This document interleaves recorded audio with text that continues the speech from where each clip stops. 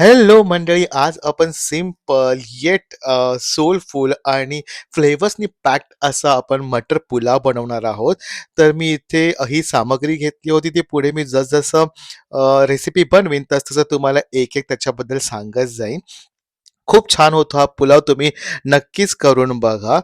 तर अशा प्रकारे हे खडे मसाले घेतले होते आणि 2 चमचे तेल आणि 1 चमचा तुपामध्ये हे थोडेसे परतवून घेतले. जेव्हा स्लाईडचा असा सुगंध येतो त्यावेळेस ते पुरेसे आहेत.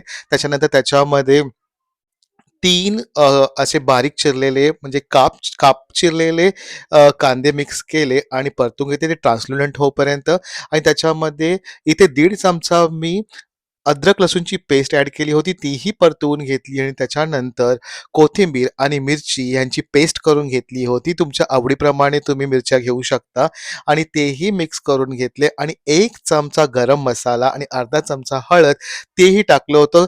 गरम मसाला आवर्जून टाका. खडे मसाले आपण टाकलेत तरीसुद्धा गरम मसाल्याने खूप छान चव येते.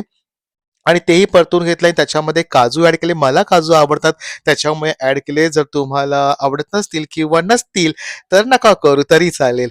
आणि त्यानंतर एक वाटी मटर आणि माझ्याकडे 2 गाजर होते तेही मी ॲड केले आणि परतून छानपैकी घेतलं.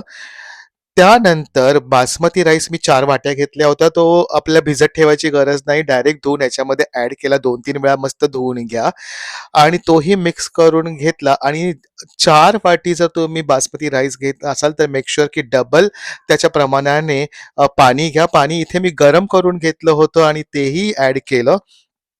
त्यानंतर थोडं मिक्स केलं आणि इथे मी मीठही टाकलं होतं चवीप्रमाणे. त्याचं ॲक्चुअली व्हिडिओ शूट करायचं राहून गेलं, पण आठवणीने मीठ पण ॲड करा आणि बस झाकण लावून थोड्याशा मीडियम आचेवर उकळ काढून घेतली आणि थोडं पाणी कमी झालं, की पुन्हा मग त्याला झाकण लावून पूर्ण पाणी झिरपूपर्यंत मंद आचेवर असा मस्तपैकी भात करून घेतला. कोथिंबीर पेरा आणि खरंच सांगतो चवीला खूप छान झाला होता. एकदा तरी करून बघा.